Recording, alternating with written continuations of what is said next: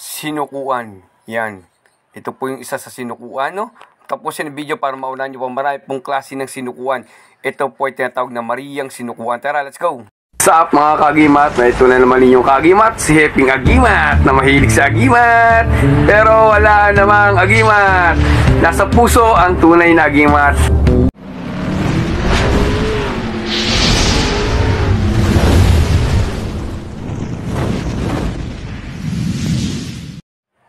Yun, mapagpalang araw sa inyong mga kagimat. Ito po ay para po sa may paniniwala lang po at wala po sa mga hindi naniniwala. At sa mga iba't ibang aral, nire-respeto po namin ang iba't ibang aral. Wala kaming gustong tapakan sa inyo.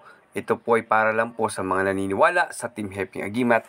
Ito po tinatawag na Mariang sinukuan. Yung paano ba natin magagamit yung Mariang sinukuan? Yan.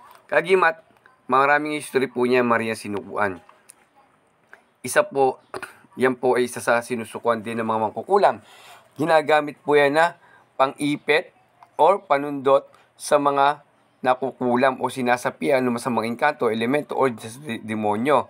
Isa po yan sa ginagamit. Isa po sa ginagamit, stick yan. At yung matabang kahoy po niya, pag nakapagpataba kayo ng kahoy niyan, ginawa-gawa pong hawakan ng mga misapi. Pag nakahawak po dyan yung misapi, hindi na po sila makabitaw doon sa hinahawakan nila. Yan po yung buto. Yan po yung butol sinukuan. Hindi po yan kalamyas. Paalala ko po, hindi po yan kalamyas. Yan po yung buto niya.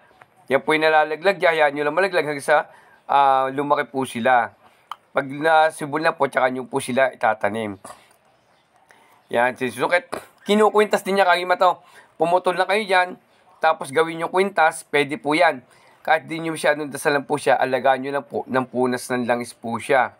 Yung po mahalaga po dyan, alagaan ng punas ng langis. Para po lalo siyang buhay na buhay at lumalakas po siya. Pinakapakain na po niya. Pampaswerte, pampaamo. Ayan. Actually, meron po dito sa Kabuhay Laguna na gamutan. Iyan lang po ginagamit niya. Wala siyang ibang ginagamit, kundi yan lang po panundot. At saka yung hinahawakan ng sinasapian, hindi makawala. Pag hinawakan po yun. Tapos po, ginagawa niya pangontra, pampaswerte, pampaamo. Yan po sa may paniniwala lang po, no? Sa mga wala naman, okay lang po yan. Opo, meron po tayong iba't ibang sinukuan po. Meron sinasabing sinukuang itim. Yung sinasabing namamatay yung mga gilid-gilid niya ng mga damo at saka mga puno or saka mga hayop at insekto na lumalapit sa kanya pag nanininigan siya ng anino. Yung tinatawag na sinukuang itim. Saan pa ba meron nun? Di ba? Yun. Ito naman po ay tinatawag na Mariang sinukuan. Ito po yung ginagamit natin malimit at yung gamutan dito sa Kabuhay Laguna.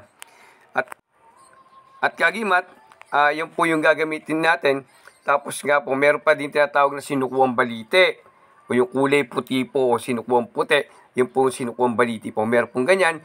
Kaya po, ay iba't iba po. Sa iba't ibang aral po, kailangan maging open kayo na hindi lang po sinukuang itim ang meron lang po dito sa ibabaw ng lupa. Okay? Maraming salamat at God bless sa inyo. Sana makatulong sa inyo. Konting kalaman ninyo kagimat. Si Heping Agimat na mahilig sa agimat. Wala namang agimat. Nasa puso ang tunay na agimat. Oops, pahabol ko muna kagimat, no? Yung bunga po niya, huwag nyo itatanihan yung kusang malaglag. Tapos po kagimat, pagka kukuha kayo ng buhay po niya, yung buhay pa, kailangan nyo siya kukunin po siya ng Friday. First Friday of the month po lang kayo kukuha ng Mariang sinukuan po. Pagka ganun buhay po, yung kukunin siya ng buhay. First Friday of the month po, ang pinakamabisa po. Pag kukuha kayo, palala ko lang po ha. First Friday of the month po, kayo kukuha ng ganun. Yung tuyo po, okay lang po yan. Pag tuyo na po, pag buhay po, kailangan po first Friday of the month kayo kukuha. At humiling muna kayo sa taas na magamit nyo yan kung para sa inyo po gagamitan. No? At yan po, pagka dumating po sa inyo mga gamit na ganan, ay kailangan nyo po mahilingan sila. Yung pagka ginawa nyo pangontra, ihilingan nyo muna siya. Opo, at marami pong napapagbigyan sa inyong kahilingan. Basta malinis sa puso. Yun, salamat!